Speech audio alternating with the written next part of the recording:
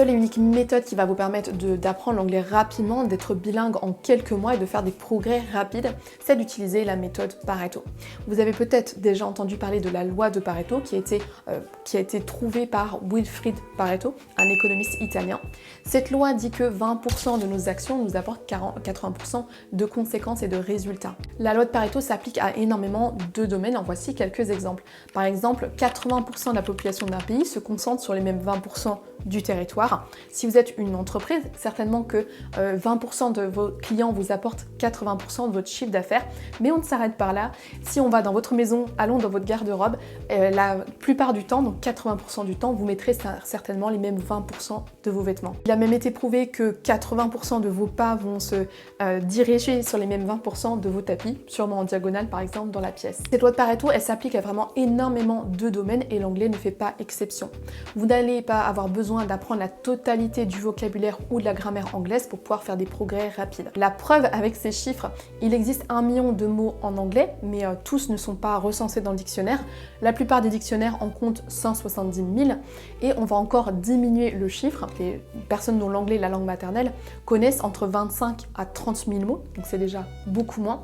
Et on va encore réduire ce chiffre parce qu'ils n'en utilisent activement dans la vie de tous les jours que 3 à 5 000. Donc vous voyez que sur le 1 million de mots qu'on avait au démarrage, qui existe en anglais, on n'a pas besoin de tout maîtriser, de tout connaître pour pouvoir communiquer de façon efficace dans la vie de tous les jours. Avec 3 à 5 000 mots et expressions, vous allez pouvoir largement vous débrouiller à l'oral en anglais. La loi de Pareto s'applique donc au vocabulaire en anglais, mais pas seulement, on peut aussi l'appliquer au concept de grammaire en anglais.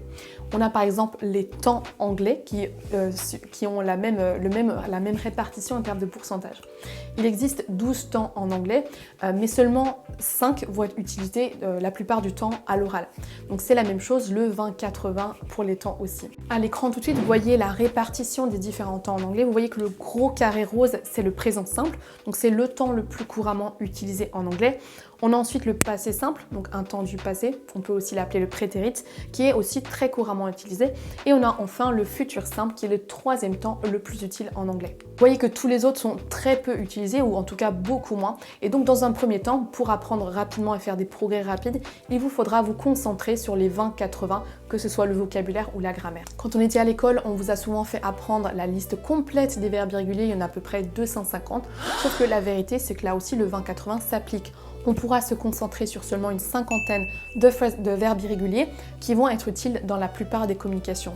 Pas besoin d'apprendre les 250, parce qu'il y en a au moins 200 qui vous serviront quasiment jamais. Avec 50, vous avez largement de quoi faire.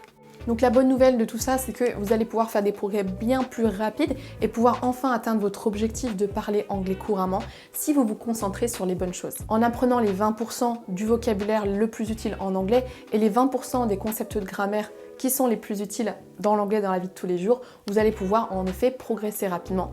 Et vous vous rendez compte que le niveau anglais courant, le niveau B2, le niveau où vous êtes à l'aise et fluide à l'oral, il n'est pas aussi loin que vous ne le pensiez peut-être. Avec 3 à 5 000 mots et expressions, vous allez déjà pouvoir communiquer au final à peu près comme un natif, même si vous n'avez pas le même étendue de vocabulaire qu'eux. Vous voyez à l'écran un tableau récapitulatif des différents niveaux, débutants, faux débutants, etc. et du nombre de mots qu'on est censé, entre guillemets, connaître pour pouvoir atteindre ce niveau. Si vous êtes remis plusieurs fois l'anglais au cours des dernières années et que vous avez beaucoup de frustration de ne pas réussir à atteindre le niveau que vous aimeriez, c'est peut-être tout simplement que vous n'avez pas utilisé la bonne méthode.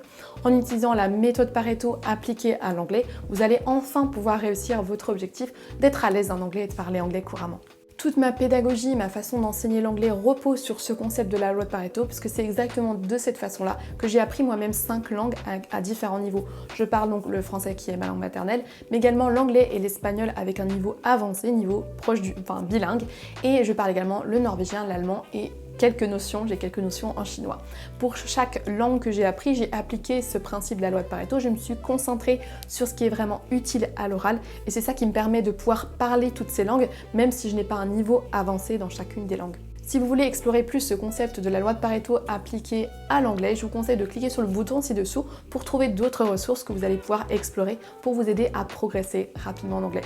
Sur ce, merci d'avoir regardé cette vidéo, je vous souhaite une excellente journée et je vous dis à bientôt. Have a great day, bye!